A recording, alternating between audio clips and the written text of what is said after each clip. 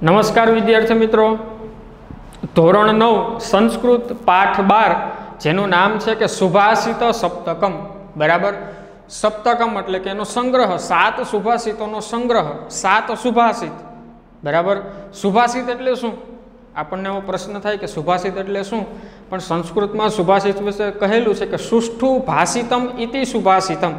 સુષ્ઠુ એટલે કે સારું, ભાષિત એટલે કે બોલવું અથવા બોલાયેલું અથવા સારો વિચાર.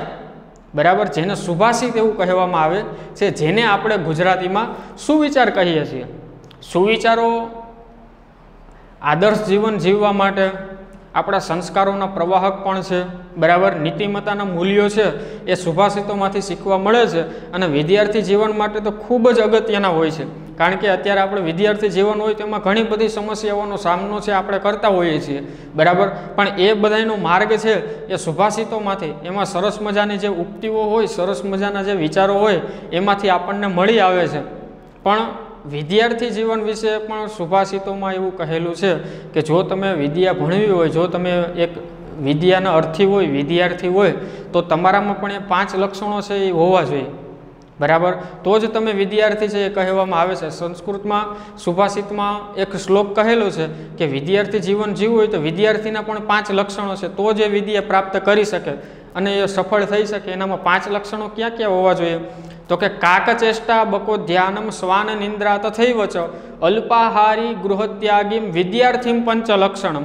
કાકચેષ્ટા, કાગડા જેવી ચતુરાઈ હોવી જોઈએ. બકો ધ્યાન, બક એટલે કે બગલો, બગલા જેવી તમારી એકાગ્રતા હોવી જોઈએ, બગલા જેવું ધ્યાન હોવું જોઈએ. અને શ્વાન નિંદ્રા તથૈવ ચ, શ્વાન એટલે કે કૂતરો, કૂતરા જેવી તમારી નીંદર હોવી જોઈએ. જરીક તમે કૂતરાની પાસેથી નીકળો ક્યાંક સૂતો હોય તો તરત જ જાગી જાય છે. બરાબર, એવી રીતના નીંદર પણ તમારે આરામ છે એ પણ પૂરતા પ્રમાણમાં જ હોવો જોઈએ વિદ્યાર્થી અવસ્થામાં. એના પછી તો કે અલ્પાહારી ગૃહત્યાગી, અલ્પ આહારી ઇતિ અલ્પાહારી. અલ્પ એટલે કે થોડુંક, આહાર એટલે કે ખાનાર, થોડુંક જ ભોજન ખાનાર હોવો જોઈએ. અને ગૃહત્યાગી, ઘરનો ત્યાગ કરેલો હોવો જોઈએ. એ તો અત્યારે શક્ય નથી, પહેલાંના સમયમાં એવું હતું કે આશ્રમમાં ભણવા જતા. બરાબર, કે ગૃહત્યાગી એટલે ઘરનો ત્યાગ કરેલો હોય તો જે વિદ્યાર્થી પંચ લક્ષણમ, આ 5 લક્ષણો છે એ વિદ્યાર્થીઓને બતાવેલા છે. બરાબર, પણ આમાં સુભાષિતોમાં ઘણું બધું કહેવાયું છે. ખાલી વિદ્યાર્થી પૂરતું જ નહીં, સુભાષિતોનો મતલબ શું કે જેમાંથી સારો એવો બોધ મળે, આપણા આદર્શ જીવન જીવવા માટેનો બોધ મળે છે, આપણા સંસ્કારોના જે પ્રવાહક છે એ સુભાષિત છે. અને સુભાષિત કોઈ વ્યક્તિગત કોઈને લાગુ ન પડે કે આ સુભાષિત છે ભાઈ આના માટે જ છે. સુભાષિત એટલે આ બાલ વૃદ્ધ, બાળકથી લઈને વૃદ્ધ માણસ સુધી બધાને એ સુભાષિત છે એ બધાને એમાં પ્રેરણા પૂરી પાડે છે. તો હવે આ પાઠમાં હવે સુભાષિત વિશે શું કહેલું છે કે સુભાષિત એટલે સુંદર ઉક્તિ, ઉક્તિ એટલે કે વિચાર. સુભાષિતોનો અર્થ શું થાય? એક સારો એવો વિચાર અથવા બોધ વચન, જેમાંથી આપણને કંઈક બોધ મળતો હોય, આપણને કંઈક નવું નવું શીખવા મળતું હોય, એવું બોધ વચન, એને પણ સુભાષિત કહેવામાં આવે છે. ભારતીય સંસ્કૃતિના ઉદાત્ત વિચારો અને સંસ્કારોના પ્રવાહક પણ છે આ સુભાષિતો છે, આ સુવિચારો છે. એ શું છે તો કે આપણી ભારતીય સંસ્કૃતિ છે, બરાબર, એને પણ જાળવી રાખે છે. એના ઉદાત્ત વિચારો, આપણી ભારતીય સંસ્કૃતિ, આપણા શાસ્ત્રમાં કેવી કેવી વાતો લખેલી છે એ બધાના ઉદાત્ત વિચારો અને સંસ્કારોના પ્રવાહક, આપણા સંસ્કાર છે એ આગળના પ્રવાહક, એટલે કે સંસ્કાર પણ આપણે સારી રીતના આપણે જાળવી શકીએ. કુળની પરંપરા છે, સંસ્કારો છે, આપણે જાળવી શકીએ. સંસ્કારોનું કોઈ દિવસ ઉલ્લંઘન ન કરવું જોઈએ, એવી વાત પણ આ સુભાષિતમાં કહેલી હોય છે. અને એના પછી તો કે કોઈ પણ જાતના ભેદભાવ વગર, કોઈ પણ જાતના ભેદભાવ વગર દરેક માણસને, બધા માણસને આદર્શ અને આનંદપ્રદ જીવન જીવવાનો માર્ગ છે એ કંડારી આપે છે. કોઈ પણ જાતના ભેદભાવ વગર કોઈ પણ માણસ હોય એને આદર્શ જીવન કેવી રીતના જીવવું. જો કોઈ એવો માણસ હોય કે એને ખાલી જીવનમાં એક સારી એવી ઉક્તિ છે, સારો એવો વિચાર છે, જો એ મગજમાં લઈ લે, બરાબર, પોતાના જીવનમાં ઉતારે, તો પણ એવું કહેવામાં આવે છે કે એનું જીવન છે એ સાર્થક બની જાય છે. એવા આમાં જીવન, એક તો આદર્શ જીવન અને આનંદપ્રદ જીવન જીવવાનું, બરાબર, એ માર્ગ છે એ કંડારી આપે છે, માર્ગ છે એ રસ્તો બતાવી આપે છે. તો આવા આ પાઠમાં ખાલી 7 સુભાષિતો છે. એક એક સુભાષિત છે એમ કહેવામાં આવે છે કે ગાગરમાં સાગર ભરાય એવા પદીઓ છે. બરાબર, એટલા સરસ મજાના શ્લોકો છે. સુભાષિત એટલે કે ખૂબ શ્લોકમાં જ છે, ખૂબ નાના એવા જ છે, પણ એના જે અર્થઘટનો છે એ ખૂબ જ ગહન, બરાબર, અને એકદમ સુંદર છે કે જે આપણા જીવન જીવવાનો માર્ગ છે એ કંડારી આપે છે અને આપણું જીવન છે એ સરળ અને સરસ રીતે આપણે જીવી શકીએ એટલા જ માટે આ સુભાષિતો બનતા હોય છે. તો એવા ખાલી આ પાઠમાં 12મા પાઠમાં સુભાષિતો સપ્તકમ નામના પાઠમાં આપણે એવા ખાલી 7 સુભાષિતોનો અભ્યાસ કરવાનો છે. તો હવે આપણે 7 સુભાષિતોનો અભ્યાસ સમજૂતી સાથે કરીશું. હવે આપણે આ પાઠમાં 7 સુભાષિતોનો સંગ્રહ છે. ખાલી એવા 7 શ્લોકો છે કે જેમાંથી કાંઈક ને કાંઈક શીખવા જેવું છે અને એમાં જે બાબત કહેલી છે એ સનાતન સત્ય છે. બરાબર, હવે એવા 7 સુભાષિતોમાંથી પહેલાં 3 સુભાષિત આપણે પહેલા શ્લોકનો આજે હવે આપણે સમજૂતી શ્લોકને આપણે બોલીને જ કરશું જેથી કરીને આ શ્લોક છે પાકા કરવામાં આપણને સહેલા પડે. બરાબર, આપણે શ્લોકને ગાઈને જ આપણે પછી છે એ આગળનો એનો અર્થ અને એની સમજૂતી જોશું. સનેહ પંથા સનેહ કંથા સનેહ પર્વત લંઘનમ સનેર વિદ્યા સનેર વિત્તમ પંચેતાની સનેહ સને. હજી એકવાર આપણે બોલી લઈએ. સનેહ પંથા સનેહ કંથા સનેહ પર્વત લંઘનમ સનેર વિદ્યા સનેર વિત્તમ પંચેતાની સનેહ સને. પંચેતાની સનેહ સને, 5 વસ્તુઓ છે એ હંમેશા ધીમે ધીમે જ થાય. એમાં તમે કોઈ પણ જાતની ઉતાવળ કરો તો તેમાં ચાલે નહીં. કઈ 5 વસ્તુઓ? પેલું શું કીધું કે સનેહ પંથા. સનેહ એટલે કે ધીમે ધીમે, પંથા એટલે કે રસ્તો. રસ્તો છે એ ધીમે ધીમે જ કપાય. હવે તમને એમ જો તમે અહીંયા ઊભા હોય, તમને એમ થાય કે મારે મુંબઈ જવું છે, તો એ પછી તમે રસ્તે આવેલા છો, તમે બોલો એ ભેરું ડાયરેક્ટ મુંબઈ આવી ન જાય. એના માટે તમે ચાલીને જાઓ તો એ વાર જ લાગે. રસ્તો છે એ ધીમે ધીમે જ કપાય.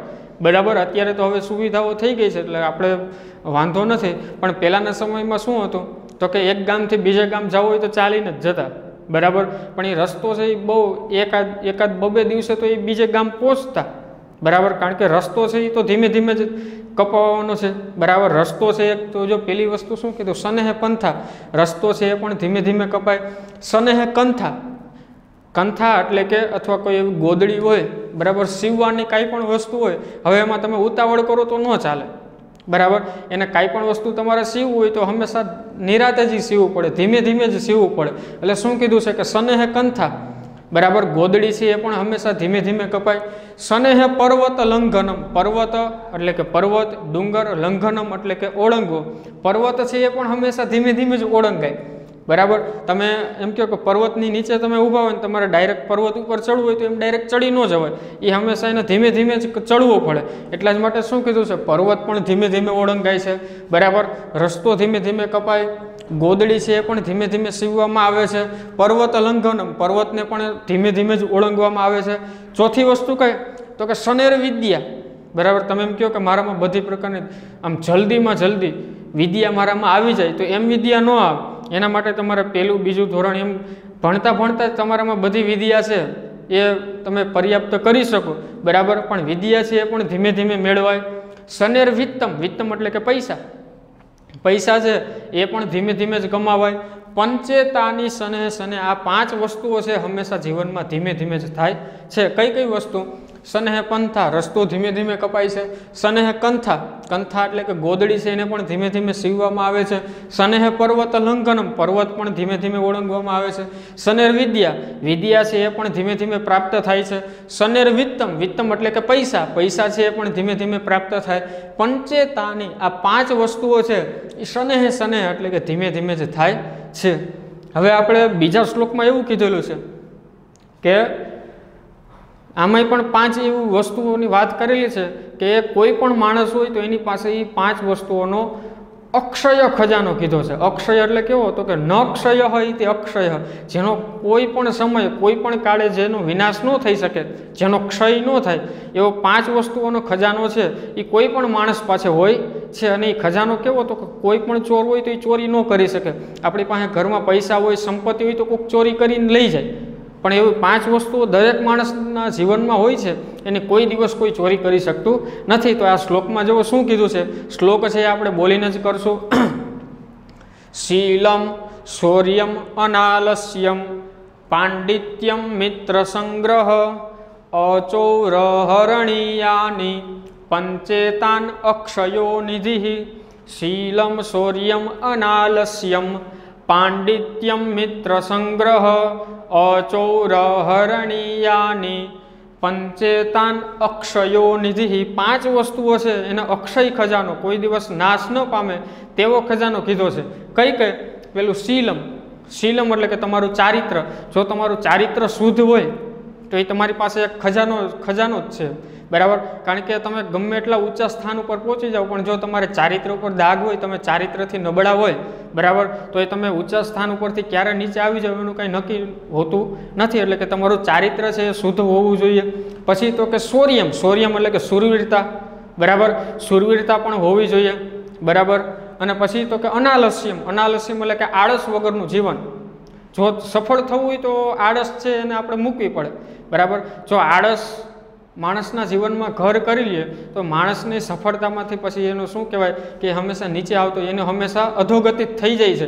એટલા જ માટે આળસ પણ વિદ્યાર્થી જીવનમાં ક્યારેય હોવી ન જોઈએ, બરાબર. પેલું કીધું છે કે શીલમ એટલે કે સારું ચારિત્ર, શૌર્યમ એટલે કે શૂરવીરતા, અનાલસ્યમ એટલે કે આળસ વગરનું જીવન, પાંડિત્યમ. પાંડિત્યમ એટલે કે ચતુરાઈ, બરાબર. આપણે કોઈ પણ માણસ હોય તો એ ચતુરાઈ તો હોવી જ જોઈએ એના જીવનમાં, બરાબર. ચતુર કોઈ પણ માણસ ચતુર ન હોય, બરાબર, તો એ માણસને કોણ ગમે ત્યારે, અત્યારે તો જમાનો જેવો છે, કોણ ક્યારે લૂંટી લે એની કંઈ ખબર ન પડે, બરાબર. તમે ગમે એટલા વિદ્વાન હોય પણ ચતુર ન હોય, પૈસાવાળા હોય પણ તમે ચતુર ન હોય તો એ તમારો પૈસો છે એ હંમેશા જતો જ રહે છે. એટલે કે શું કીધું છે કે પાંડિત્યમ એટલે કે ચતુરાઈ પણ હોવી જોઈએ. અને મિત્ર સંગ્રહ અને સારા મિત્રોનો સંગ્રહ, બરાબર. સારા મિત્રોની વાત કરેલી છે. ઘણા મિત્રો એવા હોય છે કે આપણી અધોગતિ તરફ લઈ જતા હોય છે, પણ ઘણા મિત્રો એવા હોય છે કે આપણને ક્યાંથી ક્યાં સુધી આપણને એવી પ્રેરણા પણ એવી પૂરી પાડે છે કે જેના માર્ગદર્શનથી આપણે ક્યાં ને ક્યાં સુધી પહોંચી જાય. એટલે શું કીધું કે હંમેશા મિત્રો બનાવવા તો સારા મિત્રો બનાવવા, અને એ સારા મિત્રોનો સંગ્રહ હોવો જોઈએ, બરાબર. આ 5 વસ્તુઓ કઈ કઈ? તો કે શીલમ એટલે કે શૂરવીરતા, શૌર્યમ. શૌર્યમ એટલે કે શૂરવીરતા, શીલમ એટલે કે સારું ચારિત્ર્યમ, અનાલસ્યમ. અનાલસ્યમ એટલે કે આળસ વગરનું જીવન, પાંડિત્યમ. પાંડિત્યમ એટલે કે ચતુરાઈ, અને મિત્ર સંગ્રહ એટલે કે સારા મિત્રોનો સંગ્રહ. આ કેવું છે? તો કે અચૌરહરણીયાની. ચોર છે એને કોઈ દિવસ એની ચોરી ન કરી શકે, બરાબર. એવો પંચેતાન અક્ષયો નિધિ. આ 5 વસ્તુઓ છે એને અક્ષય નિધિ, કોઈ દિવસ એનો ક્યારેક ક્ષય ન થાય એવો ખજાનો કહ્યો છે, બરાબર. આ બીજા શ્લોકમાં વાત કરેલી છે. હવે ત્રીજો સુભાષિત આપણે જોઈએ. ત્રીજા સુભાષિતમાં સંગઠનનો મહિમા દર્શાવ્યો છે કે કોઈ પણ કામ હોય, જો એ બધા માણસ ભેગા મળીને કામ કરશે, બરાબર, તો એ હંમેશા એનું કામ છે એ સાર્થક ગણાશે. આપણી ભારતીય સંસ્કૃતિમાં પણ કીધેલું છે કે વસુધૈવ કુટુંબકમની ભાવના રાખેલી છે, બરાબર. માણસ છે એ આખી પૃથ્વીને જ પોતાનો પરિવાર માનીને રહે તો કોઈ પણ માણસ છે એ દુઃખી ન થઈ શકે. કોઈ પણ માણસ છે, અત્યારે ઘણું બધું આપણે જોઈએ છે કે આત્મહત્યા તરફ પ્રેરાય છે. શું કામ? કારણ કે એને કોઈ સંગઠન નથી, એને કોઈ માર્ગદર્શન આપવાવાળું નથી, બરાબર. એટલા જ માટે સંગઠનમાં સાથે રહેવાનો મહિમા છે એ આ ત્રીજા શ્લોકમાં બતાવેલો છે. શું છે એ હવે આપણે જોઈએ. શું કીધું છે?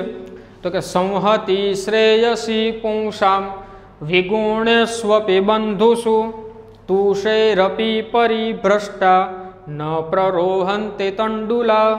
સંહતિ શ્રેયસી પુંસામ વિગુણેસ્વપી બંધુષુ તુષેરપી પરિભ્રષ્ટા ન પ્રરોહંતે તંડુલા. આ ત્રીજા શ્લોકમાં સંગઠનનો મહિમા દર્શાવેલો છે, બરાબર. કે ગમે તે બની જાય, બરાબર, તો પણ સાથે જ રહેવું, બધાય સંગઠનમાં જ રહેવું, તો કોઈ પણ માણસ છે એ તમને હરાવી ન શકે, તમે ક્યારેય દુઃખી ન થાવ. શું કીધું છે? તો કે સંહતિ. સંહતિ એટલે કે સંગઠન. સંહતિ શ્રેયસી. શ્રેયસી એટલે કે કલ્યાણકારી, બરાબર. સંહત એટલે કે સંગઠન છે એ કલ્યાણકારી હોય છે. કોને? તો કે પુંસામ. પુંસામ એટલે કે મનુષ્યો. મનુષ્યો માટે સંગઠન છે એ હંમેશા કલ્યાણકારી હોય છે. ક્યારે? તો કે વિગુણેસ્વપી બંધુષુ. વિગુણેસ્વપ એટલે કે જો કદાચ તમારા વિરોધમાં, બંધુષુ એટલે કે ભાઈઓ, તમારા સગાવાલાઓ છે એ તમારા વિરોધમાં હોય તો એની સાથે જ રહેવું, કારણ કે એ જ તમારા માટે કલ્યાણકારી છે. જેવી રીતના પછી શું કીધું છે કે કદાચ જો તમારા પરિવારમાં, તમારા કુટુંબમાં કોઈ સાથે વિરોધ હોય, એની સાથે તમારે ભળતું ન હોય, ઝઘડાઓ થતા હોય, છતાં પણ શું કીધું છે કે સંહતિ એટલે કે એની સાથે રહેવું એ જ હંમેશા કલ્યાણકારી છે. જેવી રીતના તુષૈરપી, બીજામાં ઉદાહરણ આપ્યું છે, તુષૈરપી પરિભ્રષ્ટ. તુષ એટલે કે કચરો, બરાબર. ફોતરા. ફોતરામાંથી જો પરિભ્રષ્ટ એટલે કે છૂટી પડી જાય, બરાબર, ફોતરામાંથી છૂટું પડેલો ન પ્રરોહંતી તંડુલા. જો ચોખાનો દાણો છે એના ફોતરામાંથી છૂટો પડી જાય, બરાબર, તો એ ફરીવાર પાછો ઉગી ન શકે. એને ઉગાડવા માટે એમાં સરસ મજાનો ફોતરો હોય, બરાબર, પછી તમે એને ઉગાડો તો જ એ ચોખા છે એ ફરી પાછા ઉગી નીકળે છે. પણ ચોખામાંથી જો એકવાર ફોતરા છે એ જુદા પડી જાય તો એ ચોખ્ખો છે એ ફરીવાર પાછો ઉગાડવો હોય તો ઉગે નહીં. બરાબર, એવી રીતના શું કીધું કે તુષૈરપી પરિભ્રષ્ટા, જો ફોતરામાંથી પરિભ્રષ્ટા એટલે કે છૂટો પડેલો કોઈ પણ ચોખાનો દાણો હોય એ ફરીવાર ઉગી શકતો નથી. એવી રીતના માણસે પણ જો પરિવારમાંથી કદાચ છૂટો પડેલો માણસ હોય તો એ સમાજમાં કોઈ દિવસ ક્યાંય લાયક બનતો નથી. એટલે શું કીધું કે સંહતિ શ્રેયસી પુંસા, સંગઠન છે બરાબર એ જ કલ્યાણકારી હોય છે. હવે આપણે આ 3 શ્લોક આપણે જોયા. હવે આપણે ચોથો શ્લોક છે એમાં સુભાષિતમાં શું કીધેલું છે એ હવે આપણે જોઈશું. હવે આપણે એના પછી આગળના શ્લોકો છે બરાબર, આગળના હવે બીજા 4 શ્લોકો છે એનો આપણે અભ્યાસ કરીશું. છેલ્લો શ્લોક આપણે જોયો કે સંગઠનનો એમાં મહિમા બતાવેલો હતો કે સંગઠન છે હંમેશા દરેક માણસ માટે કલ્યાણકારી હોય છે. હવે એના પછીના શ્લોકમાં શું કીધું છે? નાસ્તિ મેઘ સમમ તોયમ નાસ્તિ ચાત્મ સમમ બલમ નાસ્તિ ચક્ષુઃ સમમ તેજો નાસ્તિ ધાન્ય સમમ પ્રિયમ. આમાં પણ જો શું કીધું છે, વાત સામાન્ય છે પણ સમજવી છે એ ખૂબ જરૂરી છે. એટલા જ માટે શું કીધું છે? નાસ્તિ મેઘ સમમ તોયમ. મેઘ સમમ એટલે કે વરસાદ જેવું બીજું એક તોયમ એટલે કે પાણી. વરસાદ જેવું બીજું એક પાણી નથી. બરાબર, તમે ગમે એટલું બિસ્લેરીનું પાણી પી લો, ગમે એટલું બહારથી પણ પાણી લઈ આવો, પણ જે વરસાદમાંથી જે ટપકતું પાણી છે, વરસાદનું જે પાણી છે એનાથી એક બીજું પાણી પ્રિય નથી. નાસ્તિ ચાત્મ સમમ બલમ, આત્મ સમમ બલમ. તમારું જેટલું આત્મબળ છે એનાથી મોટું એક બળ નથી. આત્મબળ છે, આત્મવિશ્વાસ છે એ હોવો જરૂરી છે. એટલા માટે શું કીધું છે કે આત્મબળ છે એ પણ હોવું જરૂરી છે. આત્મબળ છે એ બધાય બળ કરતાં શ્રેષ્ઠ છે. એના પછી નાસ્તિ ચક્ષુઃ સમમ તેજો. ચક્ષુઃ સમમ, આંખ સમાન બીજું કંઈ તેજ નથી.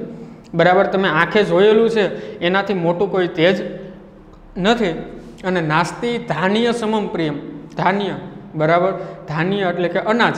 અનાજ જેવું બીજું કોઈ પ્રિય નથી. તમે બહારનું ગમે એટલું ખાઓ પણ જો તમે ધાન્ય છોડી દો, ખાવાનું છોડી દો, અનાજ છે તમે ન ખાઓ, બરાબર, તો એ માણસ છે એ ઝાઝો સમય જીવી શકે નહીં. અને કાંઈક ને કાંઈક શરીરમાં છે રોગ પ્રતિકારક શક્તિ છે એ ઘટી જાય છે.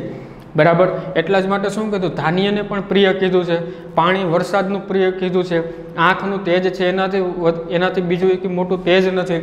આત્મ સમાન આત્મબળ સિવાય બીજું એક બળ નથી. અને ધાન્યથી કોઈ બીજું પ્રિય નથી. બરાબર, આપણે એવું કહેવાયેલું છે, કહેવત છે કે જેવું અન્ન એવું મન. એટલે કે અન્ન પણ છે એ આપણું ચોખ્ખું હોવું જોઈએ.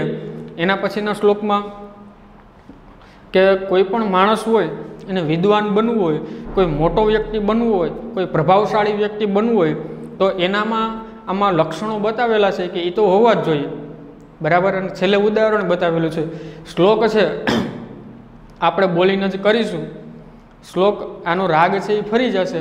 બરાબર, સત્યમ તપો જ્ઞાનમહિંસતાં ચ વિદવત પ્રણામં ચ સુશીલતાં ચ એતાનિ યો વિદધાતિ સ વિદ્વાન ન એકપક્ષો વિહગ પ્રયાતિ ન એકપક્ષો વિહગ પ્રયાતિ ન એકપક્ષો વિહગ પ્રયાતિ સત્યમ તપો જ્ઞાનમહિંસતાં ચ વિદવત પ્રણામં ચ સુશીલતાં ચ એતાનિ યો વિદધાતિ સ વિદ્વાન ન એકપક્ષો વિહગ પ્રયાતિ ન એકપક્ષો વિહગ પ્રયાતિ. હવે જો આ શ્લોકમાં સુભાષિતમાં આપણને શું જાણવા મળે છે કે કોઈ પણ માણસને સફળ વ્યક્તિ બનવું હોય તો એનામાં આટલી બાબત છે એ ખૂબ હોવી જરૂરી છે. કઈ પેલું કીધું છે સત્યમ, હંમેશા સત્યનું આચરણ કરવાવાળો હોવો જોઈએ. જો સત્ય ન બોલો તો એ કોઈ પણ માણસ મહાન ન બની શકે. હંમેશા સત્યના માર્ગે જ ચાલવું જોઈએ. ઉદાહરણ તરીકે ગાંધીજીએ હંમેશા સત્યના માર્ગે જ ચાલ્યા હતા, બરાબર. એટલે આપણા રાષ્ટ્રપતિ તરીકે દેશને આઝાદ પણ એણે જ કરાવેલું કે સત્ય છે એ હંમેશા માણસને સફળ બનાવે છે. રાજા હરિશ્ચંદ્ર, બરાબર, હંમેશા સત્યના જ માર્ગે ચાલ્યા હતા, બરાબર. અને સત્યનો માર્ગ છે એ થોડોક અઘરો છે, બરાબર. રાજા હરિશ્ચંદ્રને તારામતી એમ કહેવામાં આવે છે કે જ્યારે ઓલા કાશીના ઘાટ ઉપર વેચાવા ગયા, પોતાની જાત ખરીદો દુનિયાના લોકો, અમારી જાત વેચવું છે, અમારે જીવન વેચવું છે, તો હંમેશા હસતા જતા હતા. શું કામ? કારણ કે એને ખબર હતી કે આવા માર્ગે ચાલીએ તો આવા જ સંકટો છે એ આવવાના છે.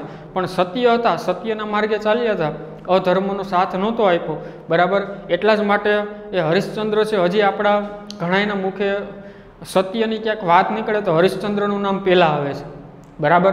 એટલે શું કીધું કે કોઈ પણ માણસને મહાન બનવું હોય તો સત્ય છે એને જાળવી રાખવું પડે. સત્ય. બીજું કીધું છે તપ, બરાબર. તપ પણ હોવું જરૂરી છે, બરાબર. ધ્યાન કરતો હોવો જોઈએ. જો આગળ જવું હોય તો તપ પણ કરેલું હોવું જોઈએ, અથવા ધ્યાન, અને એનામાં એવું મન છે એ કેન્દ્રિત હોવું જોઈએ, બરાબર. સ્થિર મનવાળું હોવો જોઈએ. અને પછી જ્ઞાન, એનામાં જ્ઞાન પણ હોવું જોઈએ. બધી પ્રકારનું જ્ઞાન છે, સામાજિક, વ્યવહારિક, બધી પ્રકારનું જ્ઞાન છે તેનામાં હોવું જોઈએ. અહિંસા, હંમેશા અહિંસામાં માનવાવાળો હોવો જોઈએ. હિંસા ન કરવી એ પણ એક વિદ્વાન થવાનો ગુણ છે. એના પછી તો કે વિદવત પ્રણામમ, એનાથી કોઈક મોટા વડીલ હોય, એનાથી કોઈક મોટું જ્ઞાની હોય તો એને હંમેશા પ્રણામ કરતો હોવો જોઈએ, એને હંમેશા નમતો હોવો જોઈએ. અને સુશીલતામ છે, અને સારું ચારિત્ર ધરાવતો હોવો જોઈએ, બરાબર. આટલા ગુણો છે. ક્યાં તો કે સત્ય, તપ, જ્ઞાન, અહિંસા, વિદ્વાનોને પ્રણામ અને સારું ચારિત્ર. આ 6 બાબતો છે. એતાનીયો, આ બધી બાબતો વિદધાતી, જે જાણે છે, સવિદ્વાન, આ 6 બાબતો જે જાણે છે તે જ વિદ્વાન છે. પછી જો શું કીધું છે કે ન એક પક્ષો વિહગહ પ્રયાતિ. વિહગહ એટલે કે પક્ષી, અને એક પક્ષો એટલે કે એક પાંખવાળું. એક પાંખવાળું પક્ષી છે એ ક્યારેય ઉડી ન શકે. આપણે કોઈ દિવસ આકાશમાં એવું જોયું નથી કે પક્ષીઓને ઉડવા માટે હંમેશા 2 પાંખ છે એ ખૂબ જરૂરી છે. એક પાંખ વગર ઉડી ન શકે. એવી જ રીતના કોઈ પણ માણસ જો એને વિદ્વાન બનવું હોય, સફળ થવું હોય, તો એનામાં બધા ગુણો હોવા જરૂરી છે. સત્ય, તપ, જ્ઞાન, અહિંસા, વિદ્વાનોને પ્રણામ અને સારું ચારિત્ર.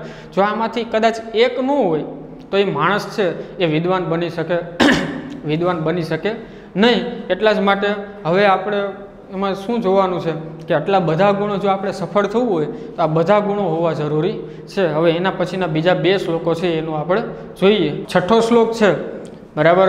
એમાં ઉત્સાહી માણસોની વાત કરેલી છે કે જો કોઈ પણ માણસને એને કામ કરવાનો જો ઉત્સાહ હોય, બરાબર, તો એ ક્યાંથી ક્યાં પહોંચી શકે છે, બરાબર. દુનિયામાં એમ કીધું છે કે કાંઈ પણ વસ્તુ અસંભવ છે નહીં, બરાબર. અમંત્રમ અક્ષરમ નાસ્તિ મૂલમ અને ઔષધમ અયોગ્ય પુરુષો નાસ્તિ યોજકસ્તત્ર દુર્લભ. એવું પણ કહેવાય છે કે અમંત્રમ અક્ષરમ નાસ્તિ, એક પણ અક્ષર એવો નથી કે જે મંત્ર ન હોય, મંત્રમાં ન આવતો હોય. નાસ્તિ મૂલમ અને ઔષધમ, એક પણ મૂળ એવું નથી કે જે ઔષધ ન હોય, બરાબર. અને પછી તો કે અયોગ્ય પુરુષો નાસ્તિ, દુનિયામાં એક પણ માણસ અયોગ્ય છે નહીં, પણ યોજકસ્તત્ર દુર્લભ, એને યોજક એટલે કે એને માર્ગદર્શન આપવાવાળાની ખોટ રહેલી હોય છે. હવે આમાં એમ કીધું છે કે જો કોઈ પણ માણસ ઉત્સાહી હોય એના કામ પ્રત્યે, સફળ થવા પ્રત્યે, બરાબર, તો એના બધા રસ્તાઓ છે એની જાતે એની મેળે જઈને પછી સફળ થવા માટે એ આગળ વધતા હોય છે, બરાબર. અને એમ કીધું છે કે કાંઈ પણ વસ્તુ અસંભવ નથી. પહેલાં આપણે 4 લીટીનો શ્લોક છે તો શ્લોક છે આપણે બોલીને જ કરશું. શું કીધું છે? કાષ્ઠાદગ્નિ જાયતે મથ્યમાનાત ભૂમિસ્તોયમ ખન્યમાના દદાતે સોત્સાહાનામ નાસ્ત્ય સાધ્યમ નરાણામ માર્ગારબ્ધઃ સર્વયત્નઃ ફલન્તે. કાષ્ઠાદગ્નિ જાયતે મથ્યમાનાત ભૂમિસ્તોયમ ખન્યમાના દદાતે સોત્સાહાનામ નાસ્ત સાધ્યમ નરાણામ માર્ગારબ્ધઃ સર્વયત્ના ફલન્તે. શું કીધું છે આ શ્લોકમાં? શ્લોક આપણે હવે જોઈએ. કાષ્ઠાદ અગ્નિ, કાષ્ઠ એટલે કે લાકડું, બરાબર, લાકડામાંથી પણ અગ્નિ ઉત્પન્ન થઈ શકે. જાયત એટલે કે ઉત્પન્ન થાય છે. લાકડામાંથી પણ અગ્નિ ઉત્પન્ન થાય છે. ક્યારે? તો કે મથ્યમાના, જો એને લાકડાને મથવામાં આવે તો એમાંથી પણ અગ્નિ ઉત્પન્ન થઈ જાય. આપણને વિશ્વાસ ન આવે, બરાબર, પણ જો તમે લાકડાને જો આમ તમે મૈથા રાખો, લાકડાને જો તમે હંમેશા આમ ઘર્ષણ એનું કર્યા રાખો તો એમાંથી પણ અગ્નિ ઉત્પન્ન થઈ શકે છે, બરાબર. અને પછી તો કે ભૂમિ તોયમ, ભૂમિ એટલે કે જમીન, જમીનમાંથી પણ પાણી નીકળે છે. ખનિયમાના, પણ જો એને ખોદવાથી દદાતી, જો જમીન છે, ભૂમિ છે, તમે કહો કે અહીંયા પાણી નથી, પણ જમીનને તમે નીચે નીચે તમે ખોદા રાખો, બરાબર, જેમ ઊંડે ઊંડે ખોદો પાણી તો તમને મળવાનું જ છે, બરાબર. જે શું કીધું, આ બે ઉદાહરણ છે, બરાબર, કે કાષ્ઠાદ અગ્નિ, લાકડામાંથી પણ અગ્નિ ઉત્પન્ન થઈ શકે છે. જો એને મથવામાં આવે તો મથવાથી લાકડામાંથી પણ અગ્નિ ઉત્પન્ન થઈ જાય. જમીનને વારંવાર ખોદવાથી એમાંથી પણ પાણી આપણને મળે છે. એવી જ રીતના સોત્સાહાનામ, જેવી રીતના જે માણસ ઉત્સાહી છે, બરાબર, એના કામ પ્રત્યે ઉત્સાહી છે, એવું નાસ્તિ સાધ્યમ નરાણમ, એના માટે કોઈ પણ કાર્ય છે સાધ્યમ એટલે કે કોઈ પણ કામ છે એના માટે અસફળ નથી, એમ માણસ પ્રાપ્ત કરી ન શકે એવું એક પણ કામ નથી જે માણસ ઉત્સાહી છે એના માટે, બરાબર. માર્ગારબ્ધા સર્વયત્ના ફલંતી, બધા પ્રયત્નો વડે એને માર્ગારબ્ધા, એના રસ્તાઓ છે એ બધા એને પ્રાપ્ત થાય છે, એને જ્યાં પહોંચવું હોય એ પ્રાપ્ત થાય છે. કાંઈ પણ વસ્તુ અસંભવ નથી. છેલ્લો શ્લોક, છેલ્લા શ્લોકમાં એક દીવો, બરાબર, અને એક સારો પુત્ર. દીવાના પણ બે પ્રકાર છે. દીવો પણ બે વસ્તુઓનો દીવો થાય, એક તો ઘીનોય થાય અને એટલે શું કહેવાય, ઘી અને તેલનોય થાય, અને કેરોસીનનોય દીવો થાય. પણ બે દીવામાં ફેર હોય, બરાબર. ઘીનો દીવો કરો તો એની જે શું કહેવાય મેસ નીકળે તો એનું મેસ ઉત્પન્ન ન થાય, એનું દિવાલ છે કોઈ કાળી ન કરે. પણ તમે કેરોસીનનો એ જગ્યાએ તમે કેરોસીનનો દીવો કરજો, કેરોસીનનો દીવો કરો તો એ દિવાલ પણ બગાડે છે. એવી જ રીતના આમાં જે ઘીનો દીવો છે એક સારો દીવો છે, બરાબર, એને સારા પુત્ર સાથે સરખાવ્યો છે. જો સારો પુત્ર હોય એવા કુળમાં તો એનું કુળ છે એ ઉજાગર કરે છે. પણ જો કદાચ ઓલા શું કહેવાય કે ખરાબ બની જાય છે, પુત્ર છે એ કુળને કલંક લગાડે એવા કામ કરે તો એ હંમેશા મેસ જ ઉત્પન્ન કરતો હોય છે, બરાબર. એ આ છેલ્લા શ્લોકમાં સમજાવેલું છે.